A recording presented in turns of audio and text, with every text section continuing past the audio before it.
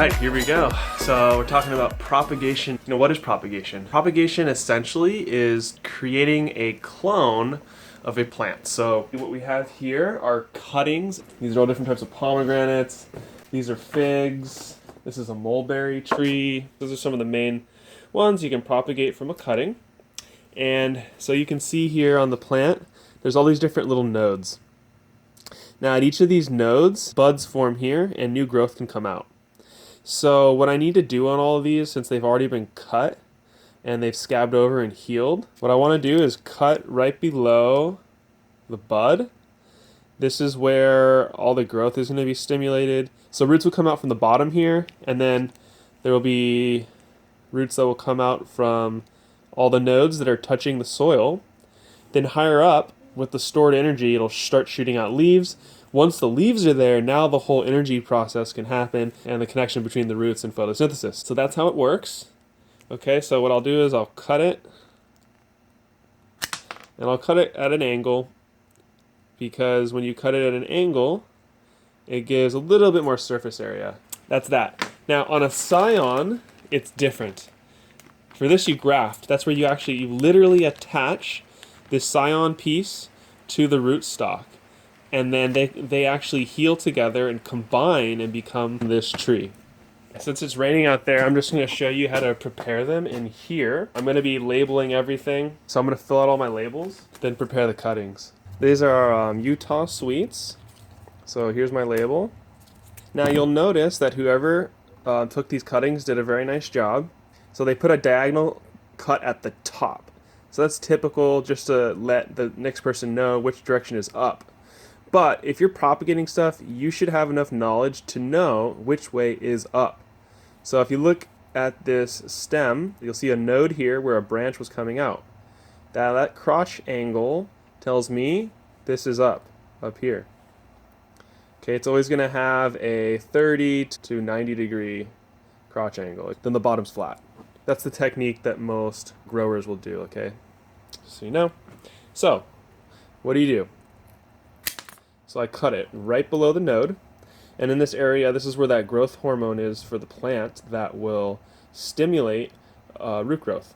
Okay, so you want it near the node, and when it touches the soil, it's going to start activating, which is going to send signals to the cutting to say, hey, let's produce roots. It's going to do that. So every node that's below the soil will produce roots.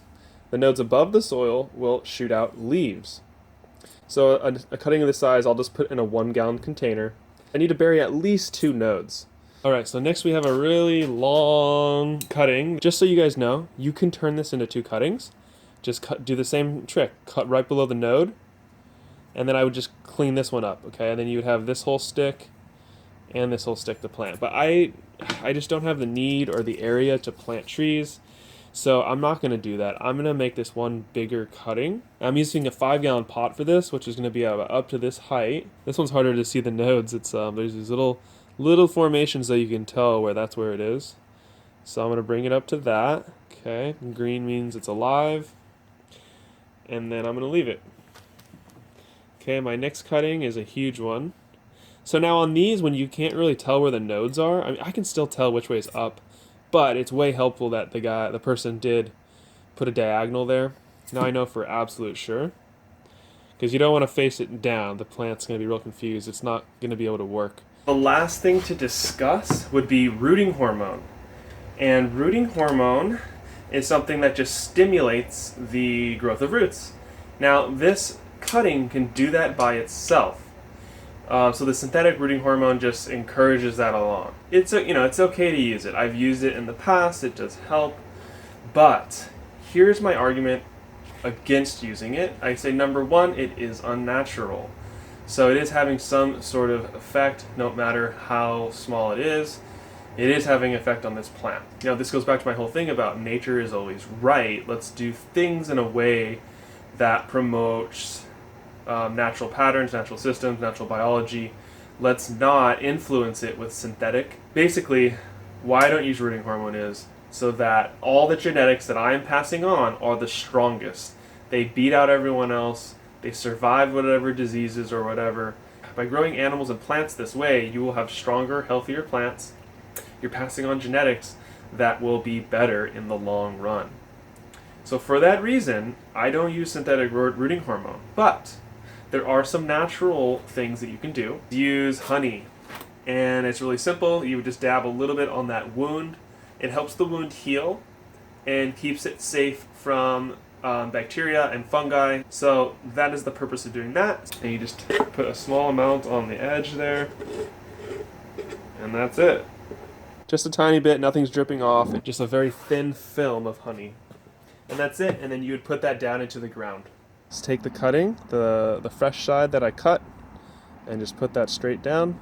Don't touch it all the way to the bottom, but go as far as possible. So I'll have 2 nodes down below and 2 nodes up above. So you stick the stick in there, cover as many nodes as I can, and that's it. So last one here, just keeping it right above the bottom, you know. I'm sending it all the way down. I just don't want to touch it all the way to the bottom, just so that roots, when they start pouring out of the bottom, they'll have some room to kind of go out and around. If they're stuck down at the bottom, then they might have some trouble. These guys are good to go. I just would add a little bit of water. You don't want to overwater. Just keep it moist, and you know, come spring, hopefully they're gonna wake up and then start sprouting. All right, so here we are. These have finally rooted out after a few months. So now it's time to pot them on, and my buddy Peter here is helping me out. So now what we're gonna do is take this guy out. So we wanna try to keep the roots intact. So the first thing we're gonna do is just kind of cut around the plant just to make it easier to pop it out, because we're gonna try not to damage any roots. But you know, when you pull the plant out, a few of the roots will break off, and that's okay, the plant will be totally fine. Yeah, he's just gonna go down to the bottom, try to grab a hold of the root ball and the whole thing. You can see the root structure on here, quite a bit. You know, I think I let these sit for probably 3 months or so. All right, just gonna add a little soil on top, get all the roots covered. So I gotta have our label on here. We got a bunch of different kinds, so gotta keep those labeled, and then we're gonna keep them in the shade for the next 3 days or so, harden them off, and then start bringing them out into the light slowly. And then in about a week and a half, 2 weeks, they'll be out here in the full sun, really taking over those pots and getting ready to go in the ground. So here's what the pomegranate looks like once it's grown out its leaves. There's another one. Here's a berry that I did. Dragon fruit. Here's the grapes. I traded all my figs and mulberries already, so I can't show you guys that. I forgot to film it. But propagations were super successful and very healthy. So I was really happy with that round that I did. All right, everybody, that's it for the video today. I hope it really helped you learn a little bit more about how to take propagations from cuttings. And just remember that all the techniques I taught you apply to all these different types of plants, whether it's the grape or the pomegranate, the fig, the mulberry, the dragon fruit, and so many others that we can propagate from a cutting. And if you're interested in learning about grafting, be sure to check out my other video about grafting, and you can learn how to make your own apple trees and stone fruit and the many other trees that we typically propagate from grafts.